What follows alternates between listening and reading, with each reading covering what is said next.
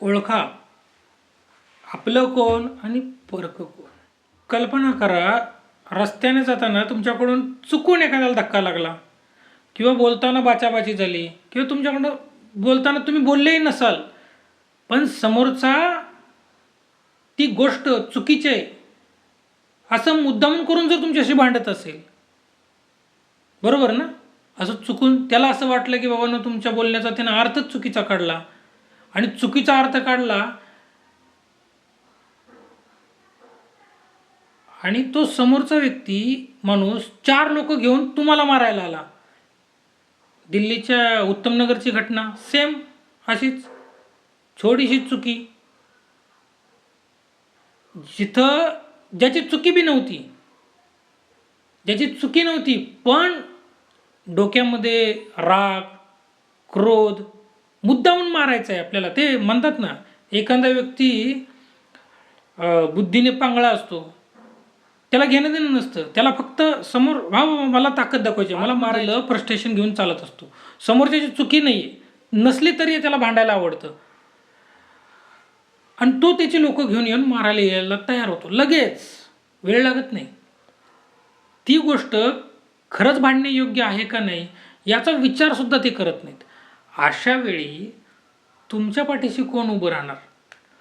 तुमच्या गल्लीतले, तुमच्या कामाच्या ठिकाणचे किती लोक तुमच्यासाठी मदतीला येतील आणि किती लोक लांब, म्हणजे लांब उभं राहून फक्त तमाशा बघतील, हे तुम्हाला नक्की माहीत असायला पाहिजे. कारण काय होतं माहिती आहे का, अशा वेळी ना जेव्हा तुम्हाला कोणतरी मारताना ना लोकांना व्हिडिओ बनवायची खूप अपेक्षा असते. त्यांना यात अपेक्षा नाही की आपण त्याला वाचवू शकतो, नाही, आम्हाला व्हिडिओ बनवायचे आहेत. का तर ती व्हिडिओ व्हायरल होतील, मग त्याच्यावर सरकार काहीतरी करेल. आम्हाला काय आहे, आम्ही फक्त व्हिडिओ बनवू, बाकी काय करू शकतो, वाचवण्याची हिंमत आम्हाला नाही. पण उद्या त्यांच्यासोबत पण तेच होणार. कारण का, तुम्ही जे दुसऱ्यासोबत करायला बघता ते तुमच्यासोबत होतं, हे वास्तव आहे. त्यामुळे तुम्हाला हे माहीत पाहिजे की तुमच्या मदतीला कोण येऊ शकतं आणि जे तुमच्या मदतीला येत नाहीत त्यांच्यापासून लांब राहणं हे तुमचं कर्तव्य आहे, हे लक्षात घ्या. द बेटर रियालिटी आणि फेक फ्रेंड्स. लक्षात ठेवा, संकटाच्या वेळी जो शत्रूला जाऊन मिळतो किंवा तुमची भीती बघून बाजूला होतो ना, तो तुमचा कधीच नव्हता. तुमच्या दुःखावर जे मनातल्या मनात हसतात ना, त्यांना दोस्त म्हणण्याची चूक करू नका. आपल्याच ग्रुपमध्ये असे काही गद्दार असतात जे समोरच्याला चिथावणी देतात, हा असाच होता, याला अद्दल घडली पाहिजे, याला मार बसायला पाहिजे होता, हा असंच करतो. ते तुमची केलेली चुकी बघत नाहीत, ते तुम्हाला चुकीचं घोषित करूनच टाकतात. हे लक्षात घ्या, तुमची चुकी असावी असं काही नाही आहे. ते तुम्हाला चुकीचं आहे किंवा नाही हे बघायचंच नसतं त्यांना. त्यांचा एक चष्मा असतो, ठरलेला असतो की हा असा करूच शकतो, त्यानं करू किंवा नाही करू. आपल्या समाजात हा रोग आहेच की एखाद्यानं गुन्हा केला आहे का नाही आहे तो तपासून नाही पाहिला जात. एखादा म्हणतोय की गुन्हा केला आहे तर गुन्हा केला आहे, एखाद्याच्या घरी सहज जरी पोलीस आले तरीसुद्धा म्हणायला बसले ह्यानं काहीतरी केलं असेल म्हणूनच पोलीस आले. लक्षात घ्या, ही मानसिकता आहे आणि ही मानसिकता ज्या ज्या लोकांची आहे ना, अशा लोकांपासून आजच दोरी बनवा. काही उपयोगाची नाही ती, हे तुमच्यासाठी कधीच उभे नाहीत राहू शकत. त्यामुळे त्यांच्याशी दोस्ती काहीच उपयोगाची नाही, हे लक्षात. दोस्त त्यालाच म्हणावं जो संकटात उभं राहतो.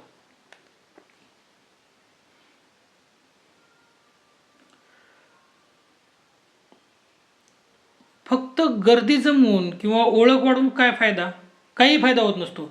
रस्त्यानं जाणाऱ्या प्रत्येक माणसाची ओळख वाढवण्याची गरज नाही, कारण संकटकाळी गर्दी पांगते, फक्त खांदा देणारा सोबत देणारा राहतो.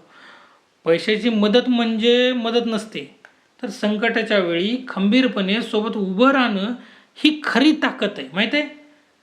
Self defence, your right.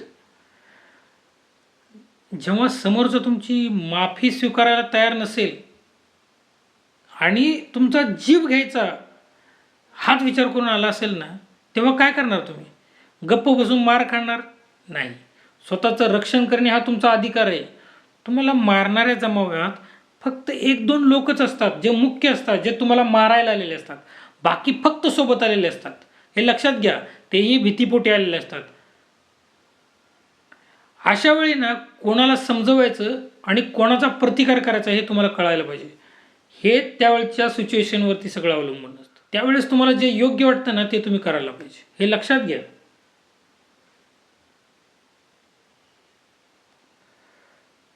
Build your power.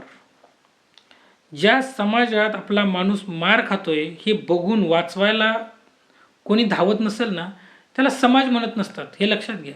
म्हणून आधी स्वतःची ताकद निर्माण करा, ती ताकद योग्य दिशेने वापरा. जेव्हा तुमच्याकडे स्वतःची शक्ती असेल ना तेव्हाच तुम्ही स्वतःला आणि आपल्या माणसांना न्याय देऊ शकता, हे लक्षात घ्या. शेवट मी एवढंच सांगेन की लक्षात ठेवा, शक्तीचं प्रदर्शन नक्कीच करू नका, पण शक्तीचं निर्माण नक्कीच करा. कारण या जगात फक्त ताकदीला किंमत आहे. तुमच्या संकटात तुमच्या सोबत उभे राहणारे 2 खरे मित्र तरी असले तरी बस झालं. आणि कमेंट्समध्ये नक्की सांगा, खरंच तुमच्याकडे आहेत का असे 2 मित्र जे संकटात उभे राहतील.